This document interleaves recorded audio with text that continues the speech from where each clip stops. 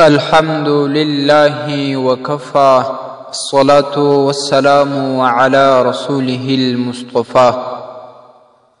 محترمو یو ورور پوښتنه کړې ده چې که څوک اودس ونه لري بغیر د اوداسه ذکر اذکار یا وظایف کولی شي که نه؟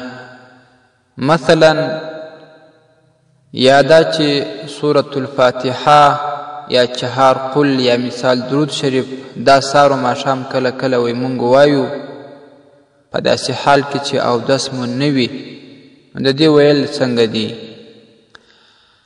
محترمه که د قرآن عظیم شان تلاوت وي په یادو باندې لکه د سورة الفاتحه د الحمدلله شریف ذکر تلاوت یا د چهار قل ده یا درود شریف یا نور اذکار بی اودسه ویل جایز دی، ثواب شته، خو لیکن په اوداسه باندې بیا زیات افضل دی چې کله یو څوک اودس ولري بیا دغه ذکر او اذکار کوي نو دغه ثواب هم زیات دی او افضل هم دغه ده.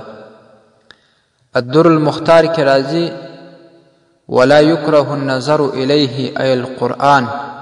قرآن عظیم شان ته کتل مکروه نه دی د جنوب یا مثال د حیضې ښځې یا د نفساو ده چې نفاس والا وي. بیا وروسته ورپسې وایي کما لا تکره ادعیة ای تحریما، دعاوي یا اذکار هغه هم مکروه نه دي، تحریمي مکروه.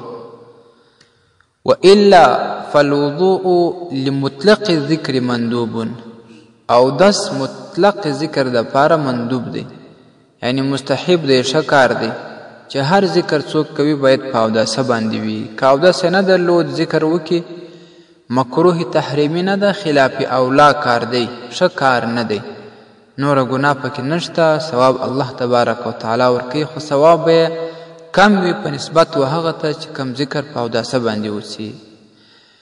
الدر المختار وحاشية ابن عبد الدين الشامي رد المحتار جلد اول صفحه 144. السلام علیکم ورحمة الله وبرکاته.